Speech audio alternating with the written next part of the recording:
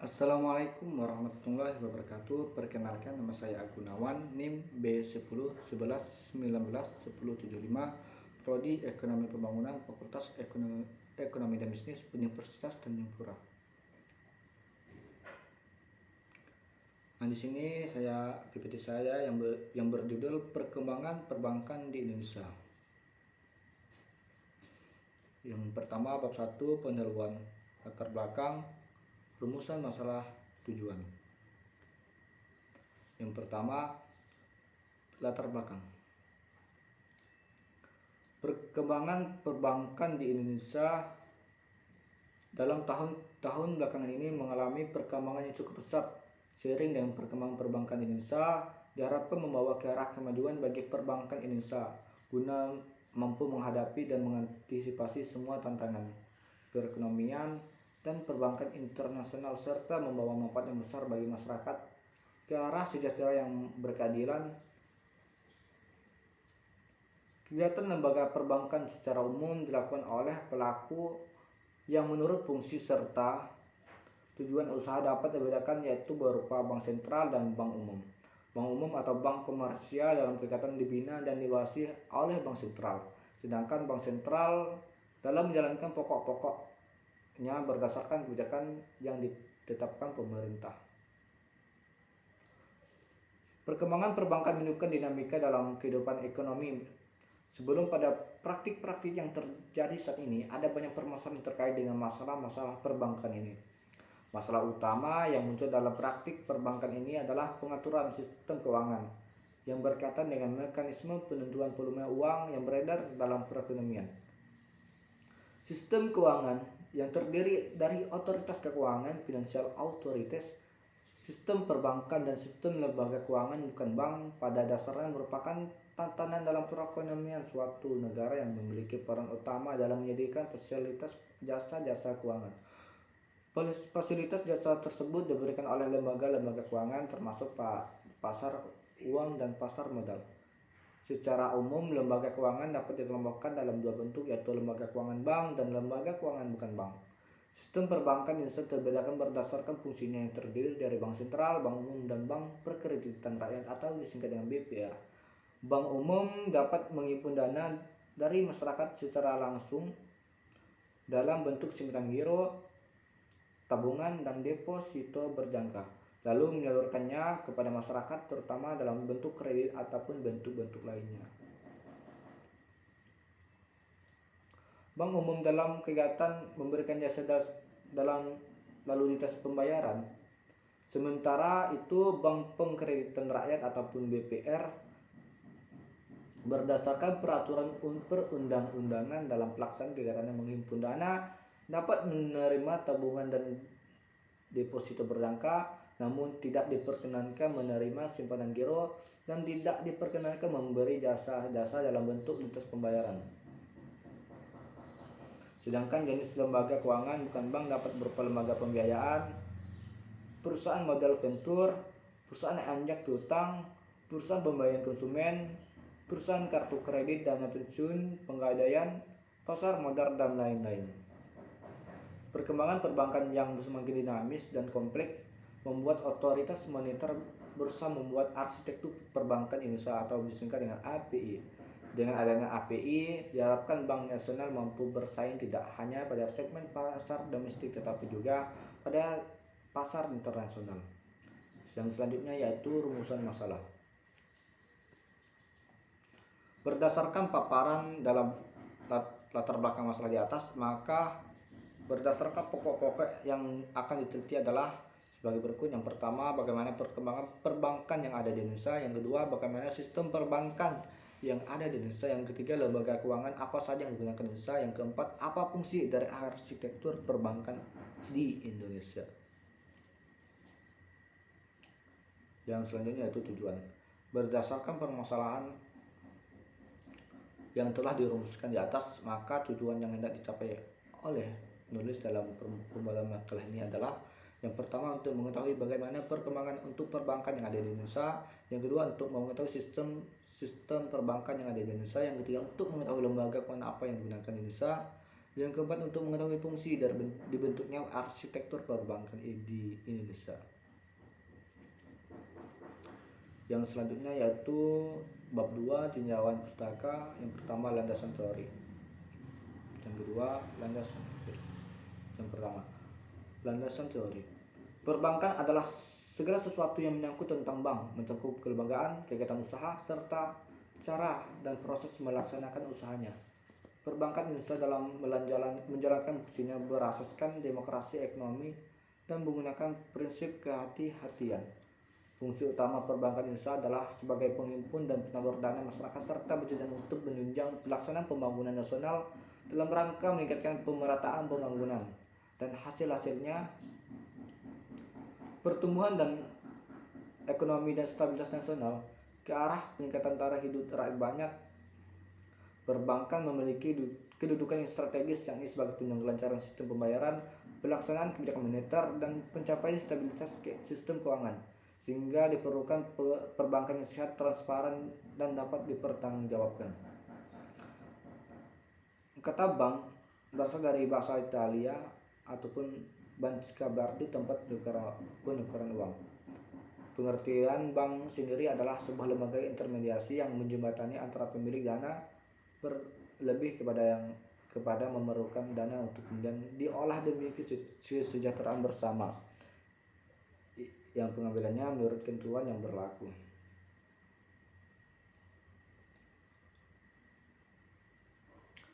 Dalam Black Letter Dictionary, perbankan adalah segala sesuatu yang menyangkut tentang bank, mencakup kelembagaan, kegiatan usaha, serta cara dan proses dalam melaksanakan kegiatan usahanya. Berdasarkan pengertian tersebut, dapat dikatakan bahwa sistem perbankan adalah suatu sistem menyangkut tentang bank, mencakup kelembagaan, kegiatan usaha, serta cara dan proses melaksanakan kegiatan usaha hanya secara keseluruhan. Mengenai bagaimana sistem perbankan di Indonesia, ini mencakup permasalahan yang pertama yaitu asas, fungsi, dan tujuan perbankan. Yang kedua, jenis-jenis dan usaha perbankan. Yang ketiga, perizinan, pemilikan, dan bentuk-bentuk hukum bank. Serta 4, persyaratan dan prosedur pendirian bank. Yang selanjutnya itu landasan empiris. Dalam buku pengantar perbankan dan keuangan bukan bank, Ketut Ernigin mengemukakan bahwa bank dapat diartikan sebagai lembaga keuangan yang usaha pokoknya dan memberikan kredit dan jasa-jasa dalam lalu lintas pembayaran dan peredaran uang. Definisi atau pengertian bank menurut Dr. Kashmir dalam bukunya yang berjudul Dasar-Dasar Perbankan mengemukakan bahwa bank diartikan sebagai lembaga keuangan yang kegiatannya berusahanya adalah menghimpun dana dari masyarakat, menyalurkannya kembali dana tersebut ke masyarakat serta memberikan jasa-jasa bank lainnya. Sedangkan menurut Undang-Undang Republik Indonesia Nomor 10 Tahun 1998 tentang perbankan, bank adalah badan usaha yang menghimpun dana dari masyarakat dalam bentuk simpanan dan menyalurkan kepada masyarakat dalam bentuk kredit dan atau bentuk-bentuk lainnya rangka meningkatkan taraf hidup rakyat banyak. Dari beberapa pengertian di atas maka dapat disimpulkan bahwa bank merupakan badan usaha dalam bidang keuangan yang kegiatannya yaitu menghimpun dana masyarakat ataupun funding, menyalurkan dalam bentuk kredit atau lending, serta memberikan jasa pelayanan kepada masyarakat. Yang selanjutnya itu bab 3, pembahasan. Di dalam pembahasan ini menyangkut yang pertama, perkembangan perbankan Indonesia, yang kedua, sistem perbankan Indonesia, yang ketiga, lembaga keuangan, yang keempat, arsitektur perbankan di Indonesia.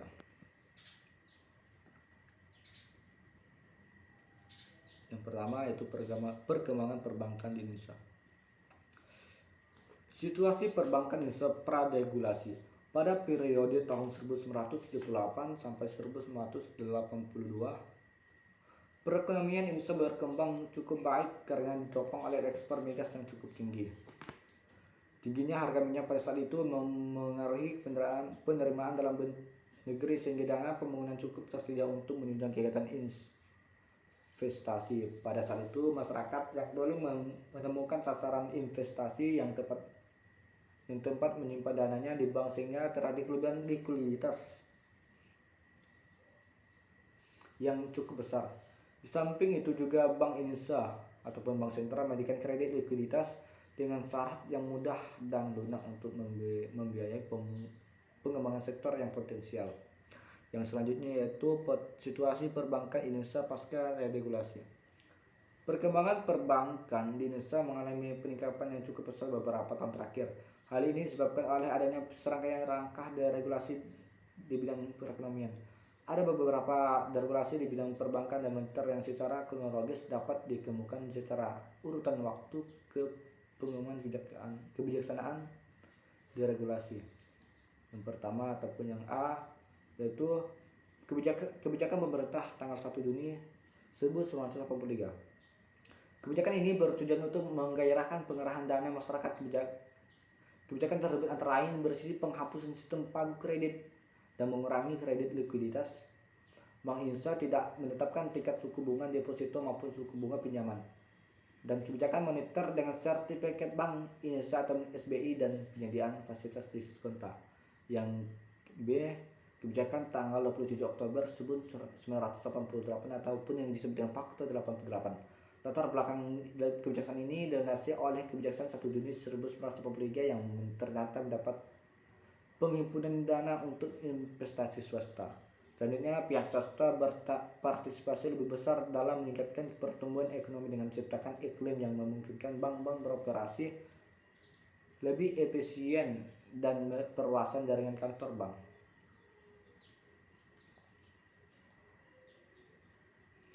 Yang selanjutnya itu kebijakan pemerintah tanggal 25 Maret 1989. Kebijakan ini merupakan penyempurnaan Fakta 88 yang berisikan tentang penyempurnaan penerimaan BPR. Dalam kebijakan baru ini, usaha BPR tidak boleh menerima simpanan dalam bentuk giro, tidak diperkenalkan pindah ke wilayah dan membuka kantor cabang, dan tidak perlu penyesuaian modal bagi BPR baru tetapi disesuaikan dengan kebutuhan modal. BPR yang akan meningkatkan usahanya untuk menjadi bank umum harus mempunyai modal sebesar 10 miliar. Yang selanjutnya itu D, kebijakan pemerintah tanggal 29 Januari 1990. Latar belakang kebijakan ini untuk mendukung pembangunan yang makin efisien. Untuk itu perlu disempurnakan aturan tentang kredit likuiditas Bank Indonesia ataupun KLBI yang jumlahnya masih selektif tinggi dan menyempurnakan sistem perkreditan.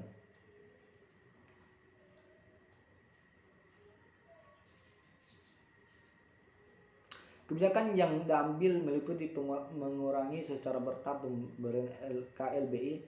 KLBI diberikan secara terbatas untuk swayembada pangan ataupun KUT.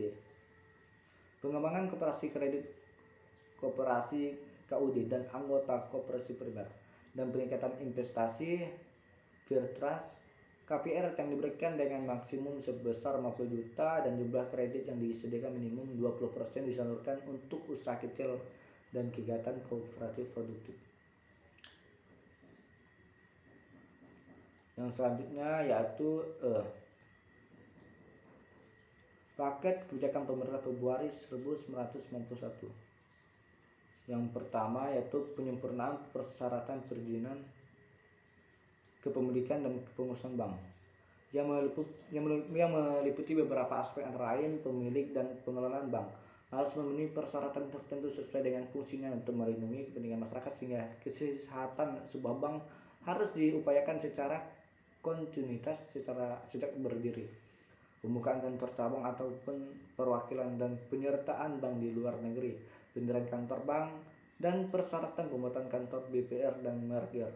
Yang kedua yaitu ketentuan yang berkaitan dengan prinsip kehati-hatian yang meliputi permodalan bank, jaminan pemberian kredit untuk pembelian saham, dan pemilikan saham oleh bank.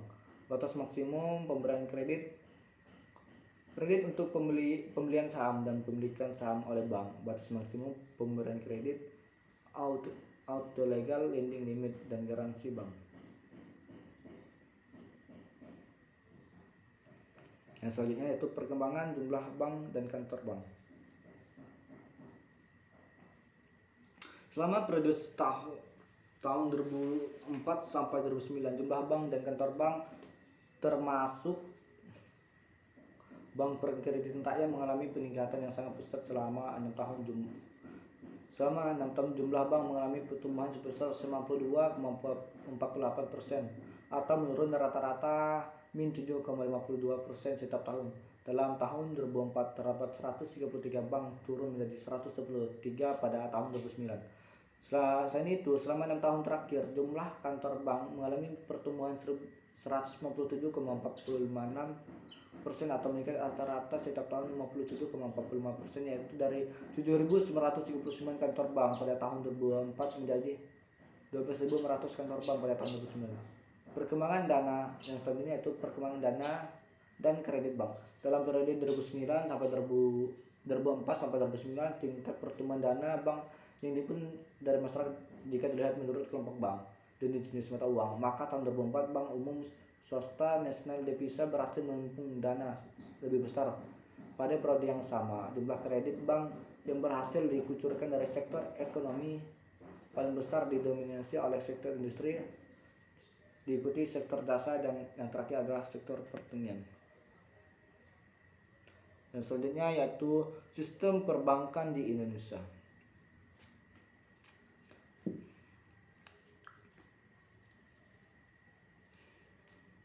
Bank-bank yang beroperasi di Indonesia saat ini pada dasarnya dikelompokkan ke dalam bank umum dan bank pengkreditan rakyat ataupun disingkat dengan BPR.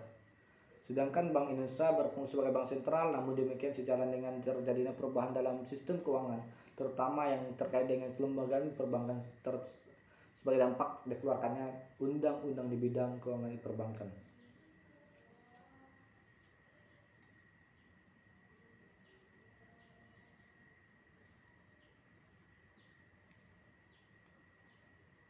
Yang selanjutnya, definisi bank. Menurut Undang-Undang Nomor 10 Tahun 1998, yaitu badan usaha yang kegiatannya menghimpun dana dari masyarakat dalam bentuk simpanan dan menyalurkan kepada masyarakat dalam bentuk kredit guna meningkatkan taraf hidup masyarakat. Yang selanjutnya yaitu pengelompokan bank umum.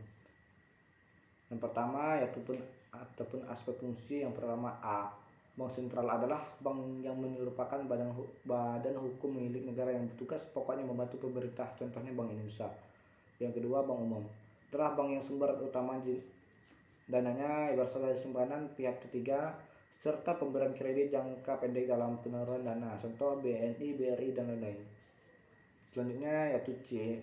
Bank pembangunan adalah bank yang dalam pengumpulan dananya berasal dari penerimaan simpanan deposito serta komersial paper, contohnya Bank Jatim, Bank Kalbar, Bank DKI.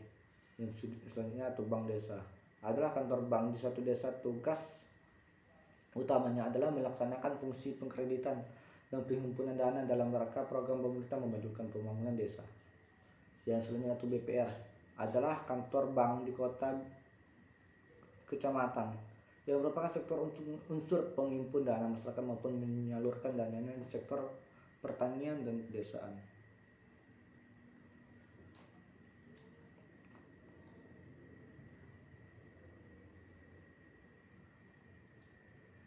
Selanjutnya yaitu penciptaan uang viral.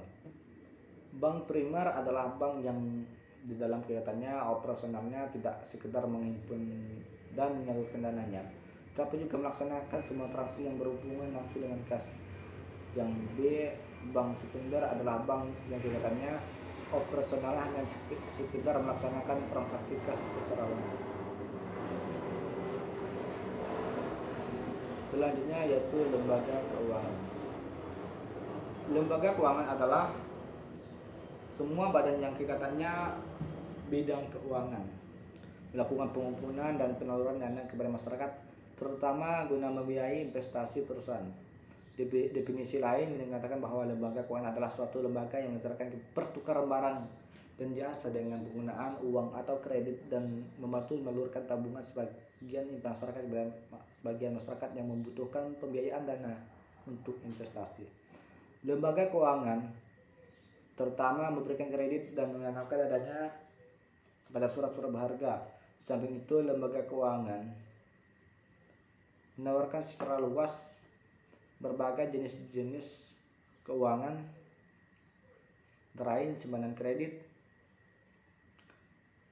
proteksi asuransi, program pensiun, penyediaan mekanisme pembayaran, dan mekanisme transfer dana.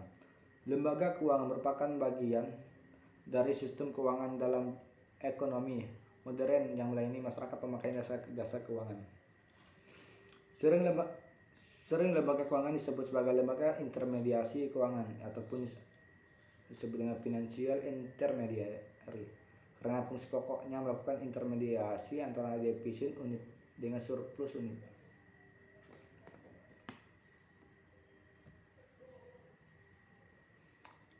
Selanjutnya yaitu pengelompokan lembaga keuangan. Seperti yang kita ketahui bahwa lembaga keuangan LK dapat dikelompokkan menjadi lembaga keuangan bank LKB dan lembaga keuangan bukan bank LKKB. Lembaga keuangan bank terdiri dari bank sentral, bank umum, bank pengkreditan rakyat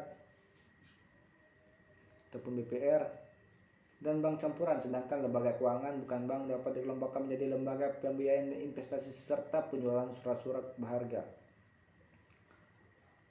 Dan lembaga keuangan lainnya, lembaga pembiayaan dan investasi serta penjualan surat-surat berharga terdiri dari leasing, modal venture, anjak piutang, dan pasar modal. Sedangkan lembaga keuangan lainnya terdiri dari penggadaian, asuransi, dan dana pensiun.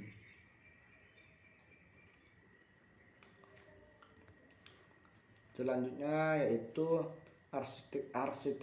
arsitektur perbankan Indonesia. Pada awal Januari 2004 ini, siaran pers Indonesia, Bank Indonesia secara resmi mengumumkan implementasi arsitektur perbankan Indonesia atau disebut dengan API, di mana salah satu program API adalah mempersyaratkan modal minimum bagi bank-bank umum termasuk BPD menjadi 100 miliar selambat-lambatnya pada tahun 2011. Arsitektur perbankan Indonesia merupakan suatu kerangka sistem perbankan Indonesia yang bersifat menyeluruh dan memberikan arah, bentuk, dan tantangan industri 14 perbankan untuk rentan waktu 5-10 tahun ke depan. Visi API adalah menciptakan sistem perbankan yang sehat, kuat, dan efisien guna menciptakan kestabilan sistem keuangan dalam rangka membantu mendorong pertumbuhan ekonomi nasional. Sistem perbankan yang sehat dibangun dengan permodalan yang kuat sehingga akan mendorong kepercayaan nasabah yang pada akhirnya akan mampu memperkuat permodalan melalui pemupukan laba ditahan.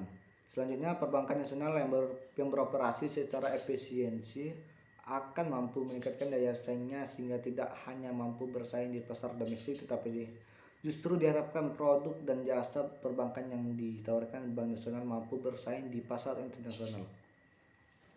Oleh karena dalam 10-15 tahun ke depan, API menginginkan adanya 2-3 bank yang dengan skala bank internasional ataupun 3-5 bank nasional, 30-50 bank yang kegiatan usahanya terfokus pada segmen usaha tertentu, dan BPR serta bank dengan kegiatan usaha terbatas. Terdapat 6 pilar API guna mempermudah pencapaian visi API sebagaimana diuraikan di atas. Maka ditetapkan beberapa sasaran yang ingin dicapai, yaitu yang pertama, menciptakan struktur perbankan domestik yang sehat yang mampu memengaruhi kebutuhan masyarakat dan mendorong pembangunan ekonomi nasional yang berkesinambungan. Yang selanjutnya yaitu menciptakan sistem pengaturan dan pengawasan bank yang efektif dan mengacu pada standar internasional. Selanjutnya yang ketiga, menciptakan industri perbankan yang kuat dan memiliki daya saing yang tinggi serta memiliki ketahanan dalam menghadapi risiko. Yang keempat, menciptakan good corporate governance dalam rangka memperkuat kondisi internal perbankan nasional. Yang kelima, mewujudkan infrastruktur yang lengkap untuk mendukung terciptanya industri perbankan yang sehat. Yang keenam, mewujudkan pemberdayaan dan pelindungan konsumen dan jasa perbankan. Untuk jasa, untuk tantangan ke depan API ini adalah yang pertama, kapasitas pertumbuhan kredit perbankan yang masih rendah. Kemampuan permodalan perbankan Indonesia saat ini mengindikasikan bahwa pertumbuhan kredit yang cukup tinggi tersebut sulit dicapai jika perbankan nasional tidak memperbaiki kondisi permodalannya. Yang kedua, struktur permodalan yang belum optimal. Belum optimalnya struktur permodalan di Indonesia ditandai dengan terkonsentrasinya struktur perbankan hanya pada 11 bank besar yang menguasai 75% aset perbankan Indonesia. Yang ketiga, pemenuhan kebutuhan masyarakat terhadap layanan perbankan yang dinilai oleh masyarakat masih kurang. Kurangnya pemenuhan kebutuhan masyarakat adalah atas pelayanan ditandai dengan seringnya terdengar keluhan dari masyarakat mengenai kurangnya akses terhadap kredit dan tingginya suku bunga kredit serta masih banyak praktik penyediaan jasa keuangan yang informal. Yang keempat, pengawasan bank yang masih perlu ditingkatkan. Disebabkan oleh masih terdapat beberapa prinsip prudensial yang belum ditetapkan secara baik, koordinasi pengawasan yang masih perlu ditingkatkan, beberapa kemampuan SDM pengawasan yang belum optimal, dan pelaksanaan law enforcement pengawasan yang belum efektif. Yang kelima, kapabilitas perbankan yang masih lemah. Hal ini ditandai dengan kurangnya governance dan core banking skill pada sebagian besar perbankan, sehingga diperlukan perbaikan yang cukup mendasar pada dua hal tersebut. Yang keenam yaitu profitabilitas dan efisiensi operasional bank yang tidak sustainable. Faktor ini tidak sustainable-nya profitabilitas dan efisiensi karena lemahnya struktur aset produktif bank-bank dan sebagian pendapatan perbankan berasal dari aktivitas trading yang fluktual serta rendahnya rasio aset per nasabah. Dan selanjutnya yaitu nomor 7, perlindungan nasabah yang perlu ditingkatkan. Perlindungan terhadap nasabah merupakan tantangan perbankan yang berpengaruh terhadap sebagian masyarakat kita. Yang selanjutnya yaitu nomor 8, perkembangan teknologi informasi. Perkembangan teknologi informasi menyebabkan pesatnya perkembangan jenis dan kompleksitas produk dan jasa bank, sehingga risiko muncul menjadi lebih besar dan bervariasi. Program kegiatan API yang pertama yaitu program penguatan struktur perbankan nasional. Hal ini dilakukan dengan cara memperkuat permodalan bank, memperkuat daya saing BPR, meningkatkan akses kredit. Yang kedua, program peningkatan kualitas pengaturan perbankan. Dalam tahap ini menginformalkan proses indikasi dalam membuat kebijakan perbankan dan juga implementasi secara bertahap the Basel Call Principles for Effective Banking Supervision. Yang nomor 3 yaitu program peningkatan fungsi pengawasan. Dalam tahap ini meningkatkan koordinasi antar lembaga pengawas, melakukan konsolidasi sektor perbankan Bank Indonesia, meningkatkan kompetensi pemeriksa bank, mengembangkan sistem pengawasan berbasis risiko, meningkatkan efektivitas enforcement. Nomor 4 yaitu program peningkatan kualitas manajemen dan operasional perbankan. Dalam tahap ini meningkatkan corporate governance, meningkatkan kualitas manajemen risiko perbankan dan meningkatkan kemampuan operasional bank. Yang kelima yaitu program pengembangan infrastruktur perbankan. Dalam tahap ini mengembangkan biro kredit, mengoptimalkan penggunaan dalam pemeringkat kredit. Yang keenam yaitu program peningkatan perlindungan nasabah.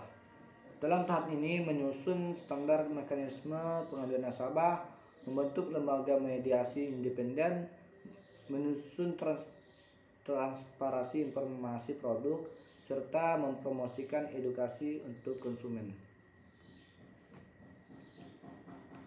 Yang selanjutnya yaitu bab 4 penutup. Perbankan Indonesia telah mengalami perkembangan mulai dari praregulasi sampai pasca deregulasi, pengklasifikasian perbankan sesuai dengan jenis kepemilikan kegiatan usaha, pembentukan uang giral, serta sistem organisasinya. Lembaga keuangan dibagi menjadi lembaga keuangan bank dan lembaga keuangan bukan bank, yang masing-masing memiliki tugas dan fungsinya sendiri-sendiri. Dan untuk menciptakan perbankan yang sehat, kuat, dan efisiensi, maka diperlukanlah arsitektur perbankan Indonesia. Serta saran untuk